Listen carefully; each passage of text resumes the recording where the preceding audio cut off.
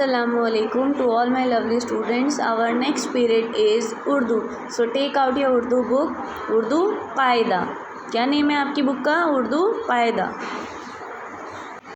सभी बच्चे अपनी बुक ओपन करिए. Page number 10 and question number 2. हर्फ को तस्वीर से मिलाएं. यहाँ पे हमें हर्फ दे रखे हैं, इनको हमें तस्वीर से मिलाना है. तो पहला हर्फ हमारा क्या है बताइए? बा. बा से बस. बस से मैच कर दिया. नेक्स्ट जाल. जाल से ज़ख़ीरा.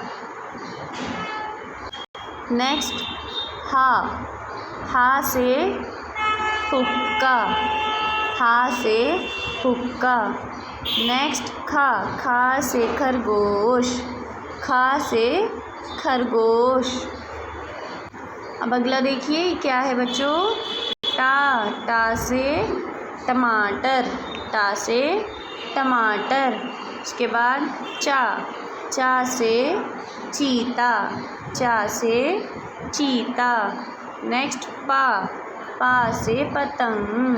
पा से पतंग. अगला जीम. जीम से जहाज़. जीम से जहाज़.